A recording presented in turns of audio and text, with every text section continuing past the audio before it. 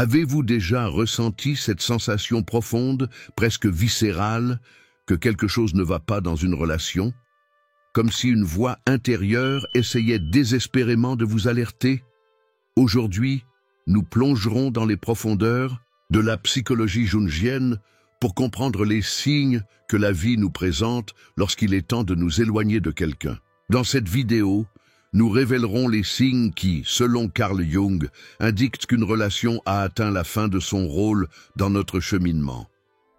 Tout ce qui nous irrite chez les autres peut nous conduire à une compréhension de nous-mêmes. Cette célèbre phrase de Jung renferme une vérité profonde sur nos relations. Les personnes qui nous causent le plus d'inconfort sont souvent des miroirs d'aspects non résolus en nous. Cependant, il existe une frontière subtile entre une relation qui nous pousse à grandir et une autre qui draine simplement notre énergie vitale. Jung comprenait que certains liens, au lieu de nous propulser vers notre véritable être, peuvent nous enfermer dans des schémas destructeurs qui entravent notre individuation. Comprendre ces signes ne consiste pas à chercher des excuses pour abandonner une relation dès les premiers signes de difficulté. Au contraire, il s'agit de reconnaître quand un lien a rempli son rôle évolutif dans notre vie et que rester équivaut à résister à l'appel de notre âme à grandir. Dans ce voyage de découverte de soi, vous apprendrez à identifier les signes subtils et parfois criants que la vie nous envoie lorsqu'il est temps d'avancer. Car, comme Jung nous l'a enseigné, ignorer ces signes, c'est ignorer l'appel de notre âme à évoluer. Si vous souhaitez comprendre les signes, qui indiquent qu'il est temps de vous éloigner de quelqu'un, continuez à regarder. Et si ce contenu résonne déjà avec vous, n'hésitez pas à laisser un pouce levé, à vous abonner à la chaîne et à activer les notifications pour plus de contenu sur la psychologie jungienne appliquée aux relations. Commençons notre voyage à travers les signes que la vie nous montre lorsqu'il est temps de nous éloigner de quelqu'un. Le premier signe, peut-être le plus subtil, indiquant la nécessité de s'éloigner, émerge des profondeurs de l'inconscient, à travers ce que Jung appelait l'ombre. L'ombre représente tout ce que nous nions en nous-mêmes, les aspects refoulés de notre personnalité que nous essayons de cacher, même à nous-mêmes. Lorsqu'une relation commence à réveiller intensément notre ombre, l'inconscient nous envoie souvent des alertes. Les rêves récurrents et perturbants impliquant la personne en question en sont un exemple. Jung observait que nos rêves agissent comme des messagers de l'inconscient, cherchant à communiquer des vérités que notre esprit conscient n'est pas prêt à accepter. Soyez attentifs aux motifs oniriques. Les personnes qui doivent sortir de notre vie apparaissent souvent dans les rêves sous forme de figures ambiguës, menaçantes ou dans des contextes d'abandon et de trahison. À travers ce langage symbolique, l'inconscient tente de préparer l'ego à la nécessité de la séparation. Un autre signe de l'ombre est l'apparition inexplicable de sentiments négatifs intenses en présence de cette personne. Jung appelait cela l'affect constellé. Lorsqu'une personne active en nous un complexe inconscient provoquant des réactions émotionnelles disproportionnées. Lorsque la simple présence de quelqu'un suscite de l'anxiété, de l'irritabilité ou un profond malaise sans raison apparente, c'est le corps émotionnel qui signale une incompatibilité fondamentale. L'ombre se manifeste également à travers des projections intensifiées. Vous commencez à voir dans l'autre personne, avec un inconfort croissant, des traits qui, en réalité, sont les vôtres. Comme Jung l'expliquait, tout ce que nous nions en nous-mêmes, nous finissons par le trouver chez l'autre. Lorsque ces projections deviennent insupportables, c'est que la relation force un affrontement prématuré avec des aspects sombres que vous n'êtes pas encore prêt à intégrer. Les lapsus physiques sont un autre signe corporel important, des oublis fréquents, liés à la personne, une sensation physique de lourdeur en pensant à elle, ou même des symptômes psychosomatiques qui surgissent dans le contexte de la relation. Jung reconnaissait la profonde connexion entre psyché et soma. Le corps exprime souvent des vérités que l'esprit résiste encore à accepter. Enfin, observez le phénomène de la synchronicité négative. lorsque des événements apparemment indépendants convergent de manière significative, créant des obstacles à la relation. Jung voyait les synchronicités comme des moments où le monde intérieur et extérieur se rencontrent, reflétant un ordre plus profond. Lorsque ces événements fortuits entravent systématiquement le lien, l'inconscient collectif peut signaler que ce n'est pas le bon chemin. Ces signes de l'ombre apparaissent rarement de manière isolée. Ils forment un motif, une constellation d'alerte émergeant des profondeurs de la psyché. La sagesse consiste à reconnaître ces motifs non comme de simples superstitions, mais comme des communications authentiques d'une partie plus sage de nous-mêmes, celle que Jung appelait le soi, le centre organisateur de toute la psyché. Les synchronicités, terme inventé par Jung pour décrire des coïncidences significatives sans lien causal apparent, peuvent se manifester comme de puissants signes nous incitant à nous éloigner de quelqu'un. Contrairement à la causalité scientifique conventionnelle, ces occurrences relient le monde intérieur de la psyché au monde extérieur des événements, créant une sorte de langage par lequel l'inconscient collectif communique avec nous. Lorsqu'une relation atteint sa fin naturelle, l'univers jungien nous présente souvent une série de synchronicités qui, bien que douloureuses, pointent constamment vers le même destin, l'éloignement. Ce sont comme de petites ou grandes confirmations que le chemin de la séparation n'est pas seulement un choix personnel, mais un mouvement aligné avec des forces plus profondes. Un signe synchronistique courant est l'apparition répétée d'obstacles externes qui compliquent les rencontres ou la communication avec la personne.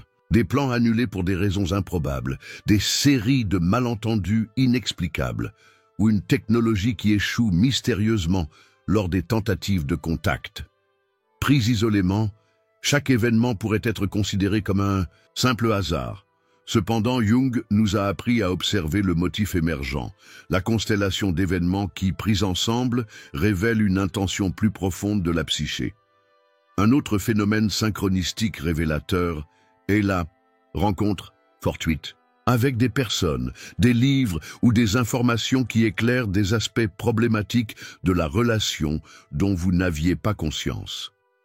Comme Jung l'a observé, tant que l'inconscient n'est pas rendu conscient, il dirigera votre vie et vous l'appellerez destin. Ces synchronicités agissent comme des miroirs externes réfléchissant des vérités internes que nous hésitons encore à accepter. Particulièrement significatif est le moment où des figures d'autorité ou des personnes que vous respectez profondément commencent, sans provocation, à exprimer des inquiétudes concernant la relation. Jung qualifierait cela de manifestation de l'archétype du vieux sage ou de la grande-mère, des aspects de la psyché collective matérialisés à travers des figures extérieures pour nous guider lorsque nous perdons contact avec notre sagesse intérieure. Les synchronicités peuvent également se manifester sous forme de rêves prémonitoires qui se réalisent partiellement dans la vie éveillée, créant cette troublante sensation de déjà-vu. Jung considérait les rêves non seulement comme un traitement des expériences passées, mais aussi comme des fenêtres sur des possibilités futures. L'inconscient anticipe souvent des développements que l'esprit conscient ne peut encore prévoir. Un signe particulièrement puissant est lorsque des objets symboliques ou significatifs liés à la personne se cassent, disparaissent ou se détériorent sans explication apparente. Dans la vision jungienne, le monde matériel peut refléter des processus psychiques. La détérioration de l'objet symbolise la détérioration du lien sur le plan énergétique avant même que cela ne devienne conscient. Ces synchronicités, douloureuses, suscitent souvent une résistance initiale. Nous essayons de les rationaliser ou de les ignorer, cherchant des explications plus logiques. Cependant, plus nous résistons à ces signes, plus ils tendent à s'intensifier, devenant de plus en plus évidents jusqu'à ce qu'ils ne puissent plus être ignorés. C'est ce que Jung décrivait comme la compensation. Plus notre attitude consciente est unilatérale, plus la réaction compensatoire de l'inconscient est forte. L'aspect le plus fascinant de ces synchronicités est qu'elles semblent survenir à des moments cruciaux de décision, précisément lorsque nous remettons en question la relation, lorsque nous envisageons des changements ou lorsque nous atteignons des points d'inflexion dans notre propre individuation. Comme si l'univers répondait précisément aux questions que nous n'avons pas encore eu le courage de formuler complètement.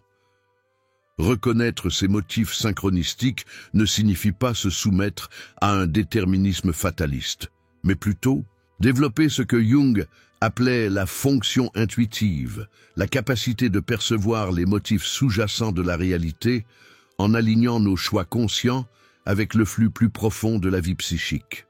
L'un des mécanismes psychiques les plus révélateurs de la nécessité de s'éloigner est le phénomène de la projection. Jung définissait la projection comme le processus inconscient par lequel des aspects inconnus ou inacceptables de nous-mêmes sont attribués à d'autres personnes. Dans les relations saines, les projections finissent par être retirées et intégrées. Cependant, lorsqu'un lien doit être rompu, les projections s'intensifient souvent et se cristallisent, devenant de plus en plus rigides et douloureuses. Le premier signe d'une projection problématique est une idéalisation excessive suivie d'une profonde désillusion. Jung observait que nous projetons non seulement notre ombre, mais aussi notre or intérieur, des qualités positives que nous ne reconnaissons pas en nous-mêmes. Lorsque nous attribuons des caractéristiques presque divines à quelqu'un, pour ensuite souffrir d'une désillusion écrasante, cela indique que nous projetions notre propre soi, le centre archétypique de la totalité psychique. La relation signale sa fin lorsque cette chute de l'idéalisation ne conduit pas à une perception plus réaliste de la personne, mais à un cycle de déception de plus en plus profonde. Un autre signe révélateur est lorsque nos réactions émotionnelles à la personne deviennent disproportionnellement intenses. Jung appelait cela l'affect constellé, une indication qu'un complexe inconscient a été activé. Lorsqu'une personne parvient à provoquer en vous de la colère, de la jalousie ou une anxiété extrême par des gestes minimes, cela ne révèle pas seulement des conflits relationnels, mais aussi que cette personne est devenue un réceptacle et pour vos contenus sombres non traités. Particulièrement significatif est le schéma où nous critiquons constamment chez l'autre exactement ce que nous nions en nous-mêmes. Comme Jung l'a écrit, tout ce qui nous irrite chez les autres peut nous conduire à une compréhension de nous-mêmes. Lorsqu'une relation devient un miroir constant et douloureux de nos propres qualités niées, la vie peut signaler que nous ne sommes pas encore prêts à intégrer ces ombres à travers cette relation spécifique. Les projections se manifestent également sous forme d'attentes rigides que la personne ne parvient jamais à satisfaire. L'insatisfaction chronique, indépendamment de ce que l'autre fait, indique que nous projetons une image archétypique, comme l'anima, l'image féminine chez l'homme, ou l'animus, l'image masculine chez la femme, qu'aucun être humain réel ne pourrait incarner pleinement. Lorsque ces projections ne peuvent être progressivement retirées et transformées, la relation devient un champ de bataille, d'attente impossible. Le phénomène de l'ombre mutuelle est particulièrement révélateur. Il se produit lorsque deux individus projettent constamment leurs ombres l'un sur l'autre, créant un lien toxique mais magnétique. Jung notait que de tels liens peuvent être intensément passionnés et conflictuels à la fois. Lorsque la projection mutuelle de l'ombre se stabilise sans évolution ni intégration, elle crée une prison psychique où chacun devient à la fois geôlier et prisonnier, signalant un besoin urgent de séparation pour permettre aux deux psychés de respirer et d'évoluer. Les projections négatives persistantes affectent également notre perception physique de la personne. On observe une aversion croissante pour des caractéristiques physiques autrefois tolérées ou même appréciées. Jung expliquerait cela comme la manifestation somatique de l'énergie psychique négative accumulée. Le corps réagit à la dissonance psychique que l'esprit tente encore de rationaliser. Lorsque l'odeur, la voix ou le toucher de la personne commencent à provoquer un véritable inconfort physique, le corps communique une incompatibilité énergétique fondamentale. La capacité à reconnaître les projections ne signifie pas se blâmer pour elles. Nous sommes tous soumis à ce mécanisme psychique. Cependant, les relations destinées à perdurer permettent la reconnaissance graduelle et la réintégration de ces projections, tandis que celles qui doivent se terminer présentent des projections de plus en plus rigides et douloureuses. Jung soulignait que retirer les projections est un travail psychique essentiel.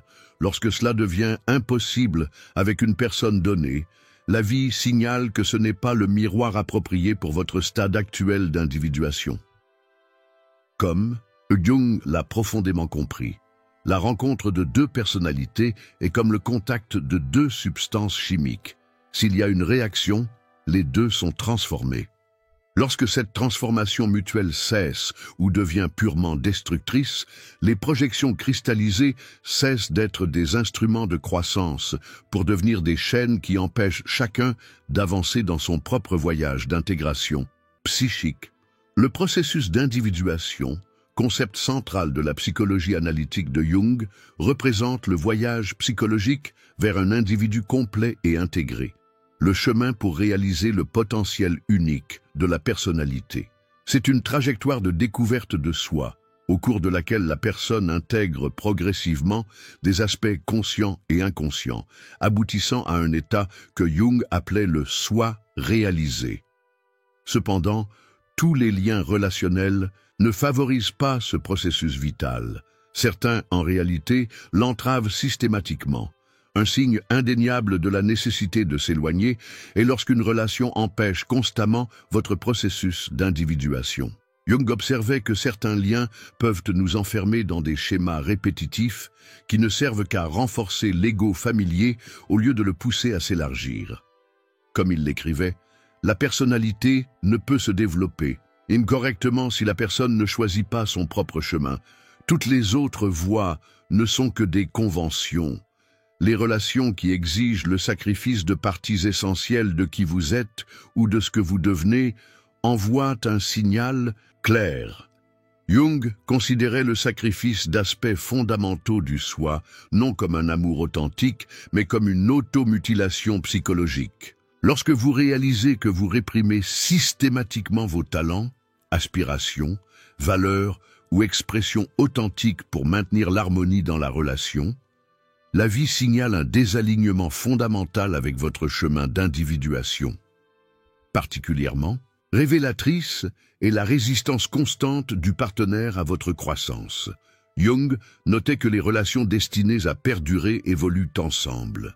Elles ne sont pas statiques, mais dynamiques. Lorsque vos tentatives d'expansion personnelle sont accueillies par un sabotage, une jalousie ou une dévalorisation chronique, la relation devient un obstacle sur votre chemin évolutif et non un soutien. La sensation de stagnation spirituelle est un autre indicateur significatif. Jung considérait la dimension spirituelle comme une partie intégrante du processus d'individuation. Lorsqu'une relation vous laisse avec la sensation persistante que votre âme s'assèche, que votre connexion avec le transcendant est coupée, ce n'est pas une simple incompatibilité. C'est un signe que ce lien bloque une dimension fondamentale de votre développement complet. Jung a également identifié le phénomène de l'inflation et de la déflation de l'ego dans les relations problématiques. L'inflation survient lorsque nous assumons une identité artificielle grandiose. La déflation lorsque nous nous réduisons à un rôle diminué. Si vous oscillez constamment entre vous sentir excessivement important, souvent pour compenser l'insécurité de l'autre, ou complètement insignifiant, en absorbant ses projections négatives, ce déséquilibre empêche le processus naturel d'individuation, qui requiert une relation saine et réaliste avec l'ego. Les choix forcés entre la relation et d'autres connexions vitales sont des signes particulièrement graves. Jung voyait l'individuation comme un processus qui élargit nos cercles de connexion significatives et non les restreint. Lorsqu'une relation exige systématiquement que vous coupiez les liens avec votre famille, vos amis ou votre communauté, elle viole un principe fondamental de la santé psychique, la diversité nécessaire des liens qui nourrissent différents aspects du soi. Peut-être le signe le plus subtil mais profond est la perte graduelle de sens et de but. Jung observait que l'individuation implique également de découvrir et de suivre notre but unique dans la vie, ce qu'il appelait le mythe personnel. Lorsqu'une relation nous éloigne systématiquement de ce but, nous ressentons une érosion du sens existentiel. Ce vide n'est pas une simple tristesse ou un ennui ordinaire, c'est le cri de l'âme pour son chemin authentique. Une relation qui bloque l'individuation produit souvent des rêves récurrents d'emprisonnement, d'étouffement ou de perte d'identité. Jung accordait une grande importance au langage onirique comme expression directe de l'inconscient. Ces rêves sont la voix de la psyché profonde, alertant que la relation entrave votre développement naturel, même si, consciemment, vous rationalisez. Encore la situation comme Jung l'a profondément compris, le cordonnier ne peut juger que la chaussure et non le pied qui la porte. Lorsqu'une relation devient une chaussure trop étroite, empêchant la croissance naturelle du pied, la vie signale qu'il est temps de chercher un chemin qui accueille ce que vous êtes en train de devenir, et non seulement ce que vous avez été. Le processus d'éloignement, lorsqu'il est nécessaire, ne représente pas seulement une perte ou un échec. Dans la vision jungienne, il constitue un mouvement profondément sage et souvent indispensable au développement psychique. Jung comprenait que certaines séparations, bien que douloureuses, sont en réalité des rites de passage essentiels dans notre évolution psychologique. Ce sont des traversées initiatiques à travers lesquelles nous émergeons non pas diminués, mais amplifiés dans notre capacité d'intégration et de conscience. Comme Jung l'observait, il n'y a pas de naissance de conscience sans douleur. La souffrance causée par l'éloignement d'une personne significative est potentiellement transformatrice précisément parce qu'elle nous oblige à affronter le vide qui suit la séparation. Un vide qui, s'il est correctement travaillé, peut devenir l'espace sacré où de nouveaux aspects du soi émergent. C'est ce que Jung appelait la mort et renaissance psychique, un processus alchimique où la dissolution précède la création d'une nouvelle synthèse intérieure. La sagesse de l'éloignement se manifeste en premier lieu dans la libération des projections cristallisées. Lorsqu'une relation devient principalement un réceptacle de projections mutuelles, la séparation crée la distance nécessaire pour que ces projections soient retirées et intégrées. Jung notait qu'il est plus facile de reconnaître nos projections lorsque le crochet externe sur lequel nous les accrochions est retiré, nous obligeant à assumer la responsabilité du contenu psychique qui était externalisé. Il y a aussi la sagesse dans la récupération de l'énergie psychique qui était gaspillée. Jung a développé le concept de libido comme énergie psychique générale. Lorsque nous investissons cette énergie dans un lien qui ne la métabolise pas de manière constructive, nous ressentons une constante sensation de drainage. L'éloignement permet à cette énergie vitale de retourner à la psyché, où elle peut être redirigée vers le développement personnel et de nouvelles possibilités créatives.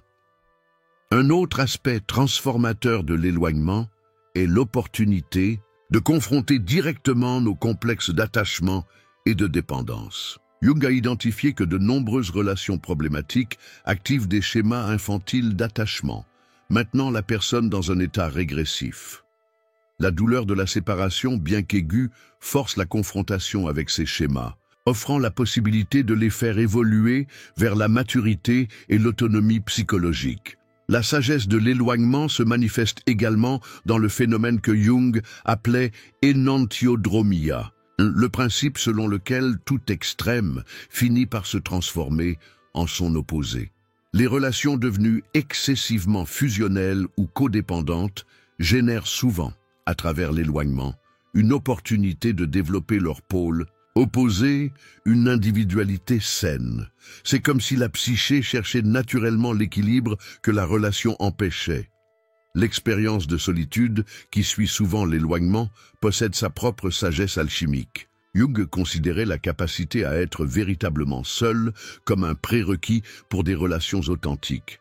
Comme il l'écrivait, La solitude ne vient pas de l'absence de personnes autour de vous, mais de l'incapacité à communiquer les choses qui vous semblent importantes. L'éloignement fournit un laboratoire où cette capacité peut être développée, non pas comme un isolement, mais comme une authenticité. Une transformation particulièrement profonde survient lorsque l'éloignement permet la dissolution d'identités fausses, construites pour maintenir la relation. Jung observait que de nombreuses personnes développent ce qu'il appelait la persona, un masque social adaptatif qui, lorsqu'il est trop rigide, étouffe le véritable soi. La séparation catalyse souvent une crise d'identité nécessaire, où la persona peut être reconnue comme inadéquate, permettant une expression et plus authentique de l'être. L'éloignement potentialise également le développement de la fonction inférieure, cette fonction psychologique, pensée, sentiment, sensation ou intuition, qui est la moins développée dans notre personnalité. Les relations problématiques nous maintiennent souvent dans l'opération exclusive des fonctions avec lesquelles nous sommes à l'aise. La crise de la séparation peut forcer le développement d'aspects négligés de la personnalité, créant une intégration psychique plus complète. Comme Jung l'a profondément compris, ce à quoi vous résistez persiste, ce que vous embrassez se transforme. La sagesse de l'éloignement réside précisément dans l'acceptation de la nécessité de la séparation lorsqu'elle se présente, permettant à la transformation de se produire non pas malgré la douleur, mais à travers elle. L'éloignement, lorsqu'il est nécessaire et réalisé consciemment, n'est pas un échec sur le chemin de l'amour, mais une expression de fidélité à la vérité plus profonde de l'âme et à son appel à une évolution continue. Le processus de reconstruction, après un éloignement nécessaire, représente l'un des chapitres les plus significatifs de la journée d'individuation. Jung comparait cette phase à l'opération alchimique du solve et coagula. D'abord, on dissout ce qui ne sert plus, puis on reconstruit une nouvelle structure psychique plus intégrée et authentique.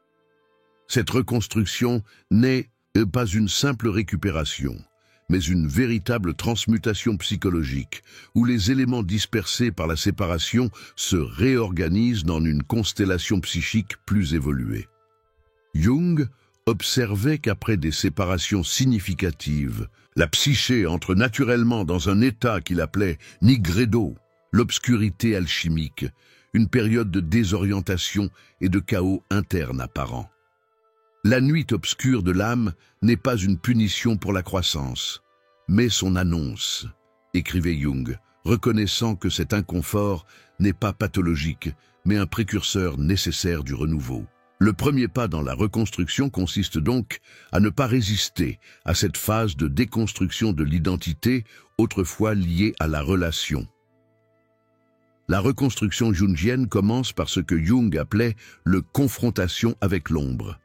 Désormais, sans les distractions et projections que la relation offrait, lors d'une séparation, nous découvrons souvent des aspects sombres de nous-mêmes qui étaient projetés sur l'autre. Ce matériel psychique, désormais sans réceptacle externe, nous revient.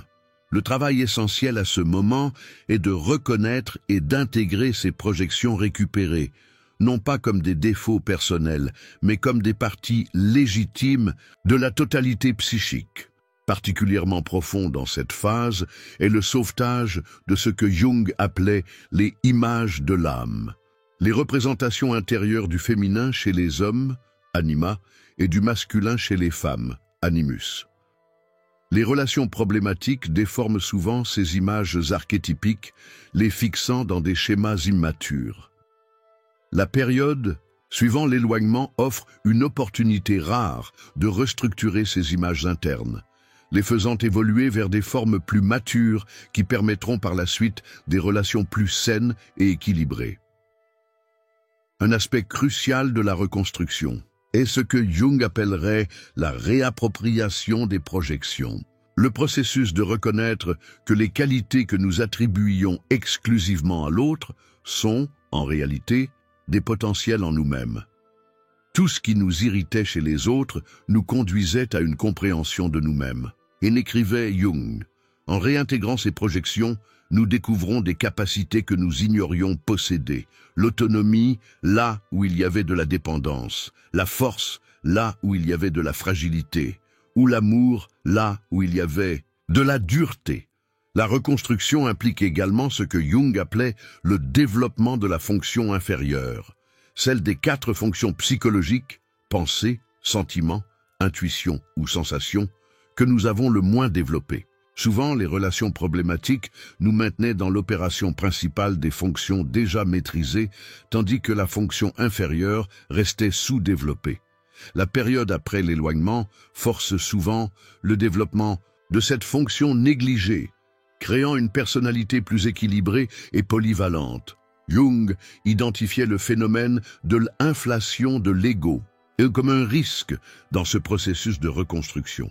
Après s'être libéré d'une relation limitante, une personne peut temporairement se sentir invulnérable ou supérieure, s'identifiant excessivement à des archétypes de pouvoir ou d'indépendance. Cette phase, bien que naturelle, doit finalement céder la place à ce que Jung appelait le confrontation avec le soi, la reconnaissance de notre humanité partagée et l'acceptation à la fois de nos limites et de notre potentiel transcendant.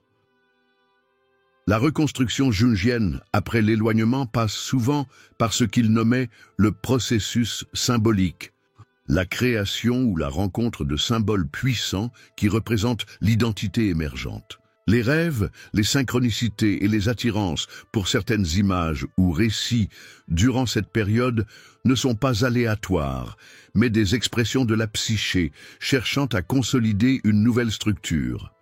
Jung conseillait de prêter une attention particulière à ces symboles, car ils contiennent souvent la sagesse nécessaire pour la prochaine étape du voyage individuel. Un aspect profondément transformateur de ce processus est la récupération de ce que Jung appelait l'axe ego-soi, la connexion vitale entre la conscience quotidienne, ego, et le centre organisateur de la psyché totale, soi. L'été, relations dysfonctionnelles déforment souvent cette connexion, s'insérant comme des médiateurs inappropriés entre la personne et son essence. La période après l'éloignement permet de rétablir ce lien direct, créant une authenticité et une autorité interne qui rend la personne moins vulnérable à des relations déséquilibrées à l'avenir. Jung notait que la véritable reconstruction n'élimine pas la douleur de la séparation, mais la transmute en sagesse. La blessure est l'endroit par où la lumière entre en vous, disait-il, faisant écho au poète Rumi. La souffrance inévitable de l'éloignement, lorsqu'elle est consciemment traitée, devient non seulement tolérable, mais précieuse, se transformant en ce que Jung appelait un trésor difficile à atteindre, une conquête psychique qui enrichit non seulement l'individu, mais potentiellement tous ceux avec qui il se connecte par la suite. Enfin, Jung reconnaissait que la reconstruction complète après un éloignement significatif culmine dans ce qu'il appelait la personnalité mana, un état psychologique où la personne n'a pas seulement survécu à la séparation, mais en est sortie avec une plus grande autorité interne, une sagesse et une capacité à établir des connexions authentiques. Ce n'est pas la fin du voyage d'individuation, mais une transformation importante qui prépare le terrain pour de nouveaux cycles de croissance, désormais ancrés dans une base psychique plus intégrée et consciente. Nous voici arrivés au terme de notre exploration des signes que la vie nous présente lorsqu'il est temps de nous éloigner de quelqu'un. Ce que nous avons découvert n'est pas un simple manuel d'abandon, mais une carte pour naviguer consciemment les transformations nécessaires dans notre cheminement d'individuation. Comme Jung l'a profondément compris, ce que tu n'y te soumets, ce que tu acceptes te transforme. Les signes d'éloignement, lorsqu'ils sont enfin acceptés, ne sont pas des sentences d'échec, mais des portails de transformation. La sagesse jungienne nous enseigne que les relations ne sont pas de simples structures externes, mais des champs alchimiques où la psyché recherche l'évolution. Certains liens sont des ponts temporaires, destinés à nous conduire vers un nouveau territoire psychologique, puis à être honorablement dissous. Ignorer les signes indiquant qu'une traversée est achevée n'est pas de la loyauté, mais une résistance au flux naturel de la vie psychique. Les signes que nous avons explorés, des alertes de l'ombre et des synchronicités douloureuses, en passant par les projections cristallisées et les blocages à l'individuation, jusqu'à la sagesse de l'éloignement et le chemin de la reconstruction, forment un langage à travers lequel la psyché profonde communique avec nous. Apprendre à interpréter ce langage n'est pas seulement une compétence psychologique, mais un véritable art de la navigation existentielle. Comme Jung nous l'a rappelé, votre vision ne deviendra claire que lorsque vous regarderez dans votre cœur. Celui qui regarde à l'extérieur rêve, celui qui regarde à l'intérieur s'éveille. Les relations qui nous limitent nous maintiennent souvent dans un état de rêve, où les projections remplacent la perception authentique. Les signes d'éloignement sont, en essence, des appels à l'éveil, des invitations à habiter plus pleinement la vérité de qui nous sommes. Reconnaître ces signes exige une combinaison rare d'honnêteté et de compassion.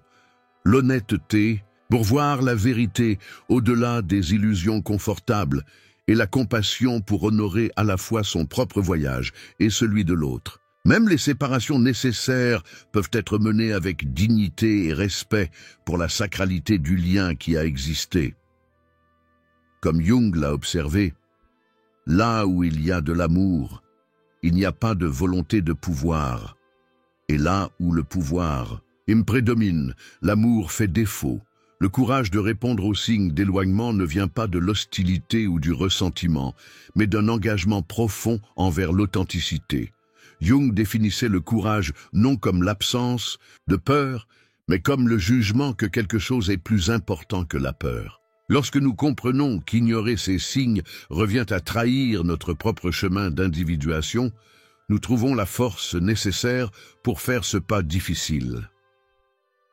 Le véritable sens des séparations nécessaires, dans la vision jungienne, n'est pas de ne plus jamais souffrir, mais de souffrir de manière plus consciente et significative.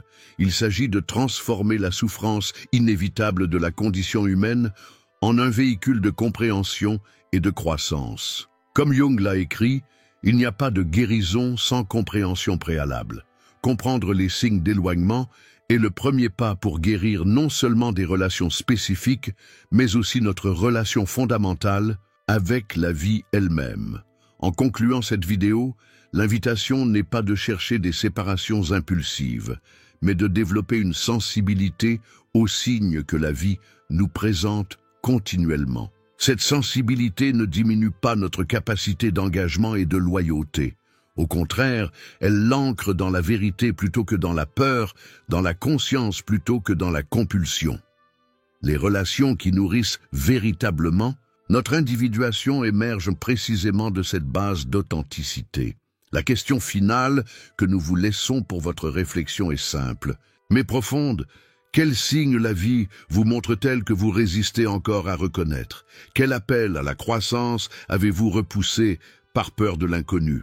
Comme Jung nous l'a enseigné, le plus grand et le plus important problème de la vie est de vivre en harmonie avec l'inconscient.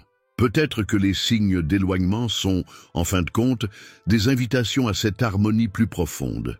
Si ce contenu a résonné avec vous, laissez un pouce levé, abonnez-vous à la chaîne et partagez vos réflexions dans les commentaires. Votre cheminement d'individuation est unique, mais il n'a pas besoin d'être solitaire. En partageant nos découvertes, nous éclairons le chemin les uns des autres. Et rappelez-vous toujours des mots immortels de Jung. Je ne suis pas ce qui m'est arrivé, je suis ce que je choisis de devenir. Que vos choix, même les plus difficiles, soient guidés par la sagesse intérieure qui ne cesse jamais de montrer le chemin.